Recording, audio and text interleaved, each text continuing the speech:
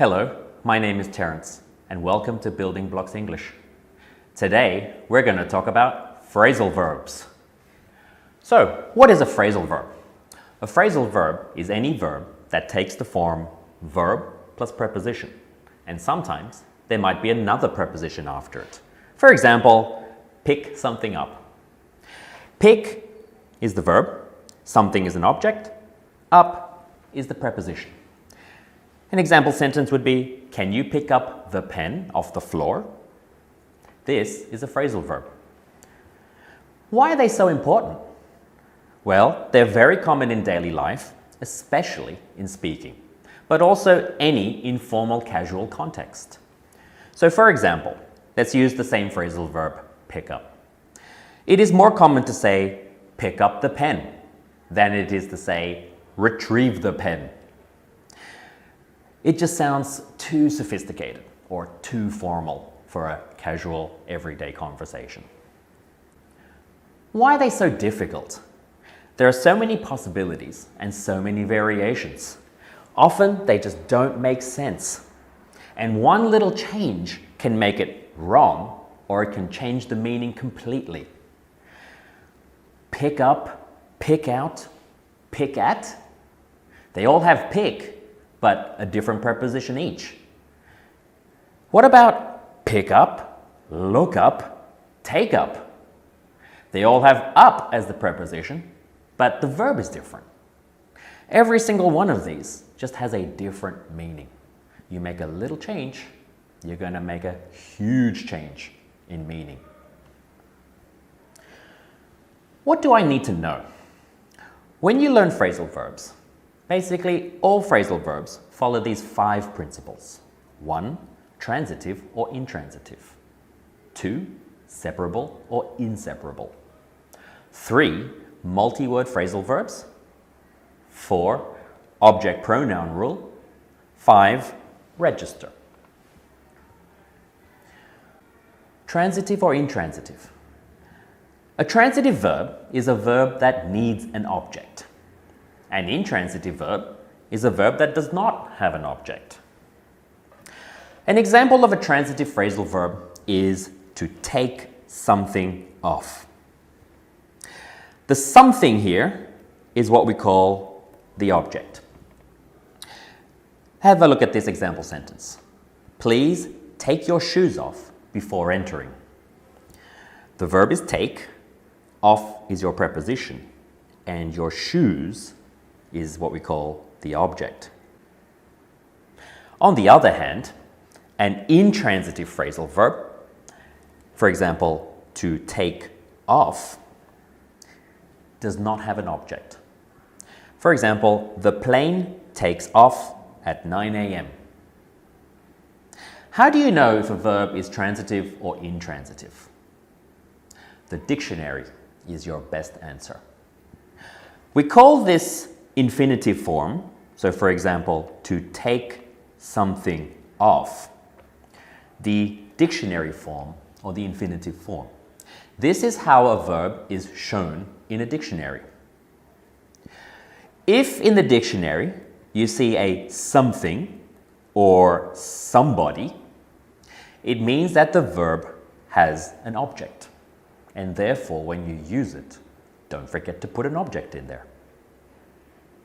If the something or the somebody is not there, then the verb is intransitive. 2, separable or inseparable. Separable means the object can go between the verb and the preposition. An inseparable phrasal verb means the object only goes after the preposition.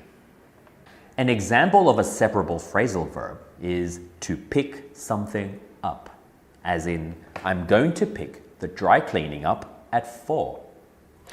Here we can see that the verb is pick and the preposition is up. The object is the dry cleaning. In a separable phrasal verb, the object, the dry cleaning, can go before or after the preposition. So we could also say, I'm going to pick up the dry cleaning at 4. An inseparable phrasal verb For example, to look after somebody has the object after the preposition. So we can make a sentence like, it is difficult to look after 3 children. 3 children here is the object. But because it is inseparable, we cannot say, it is difficult to look 3 children after. This sentence is incorrect because the object is in the wrong place. How do you know if a phrasal verb is separable or inseparable? Again, the dictionary is your best friend. Make sure you check the location of the object in the dictionary form. So if we use our friend to pick something up, we can see that the object, something, is between the verb and the preposition. Therefore, this phrasal verb is both transitive and it is also separable. 3. Multi-word phrasal verbs. These are phrasal verbs with 2 prepositions. These tend to be transitive and inseparable. For example, to look out for somebody or something. This means that you try to notice something or somebody with your eyes. Example sentence. When you enter my street, look out for the big red mailbox. The verb is look, the first preposition is out, the second preposition is for, and the object is the big red mailbox. The big red mailbox cannot go anywhere else in this sentence. Let's have a look at another example. To look down on somebody. This is a terrible phrasal verb. This means that you act or behave in a really arrogant way. I hate it when my coworker looks down on me. The verb is look, the preposition is down, and the other preposition is on. The object is me. The object me cannot go anywhere else in this sentence. Number 4. This is the object pronoun rule. If the object of the phrasal verb is a pronoun, you need to put it before the preposition. Object pronouns include words like us, them, you, it. Let's have a look at an example. To write something down. This means to write some information down onto paper. We could say, I need to write down your phone number. Because it's separable, we could also say, I need to write your phone number down. These are all correct. If we change the object your phone number to a pronoun like it, then we would say, I need to write it down. We need to put the object between the verb and the preposition. The sentence, I need to write down it, is incorrect. Let's have a look at another example. To take after somebody. This means that you look like or you resemble somebody.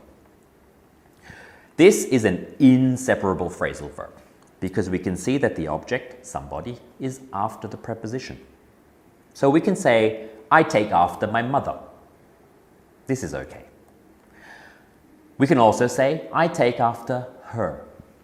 This is also okay. But we cannot say, I take her after. This is incorrect. Lastly, number 5, register. Register is the difference between informal and formal language. Phrasal verbs are typically informal, and that is why we use them in casual everyday situations. So here's a tip. You should learn formal synonyms of phrasal verbs so that you can use them in formal situations, like when you're writing a CV or you're in a job interview. So for example, pick something up. We could say in a formal situation, retrieve something, maybe in a different situation, collect something, or even purchase something. What about do up your seatbelt? If you've ever flown in an airplane, you'll definitely have heard the formal version of do up. Yes, it is fasten. The flight attendant may announce, Please fasten your seatbelt during takeoff and landing. And lastly, look like somebody. As I said before, we could also say resemble somebody. I hope you have all learned something useful and interesting today. Phrasal verbs is an aspect of English that you're going to be learning for the rest of your life. There are thousands and thousands and thousands of phrasal verbs, and because they're so common, they are important to learn. I hope these 5 principles will help you learn, remember, and use them in your daily life.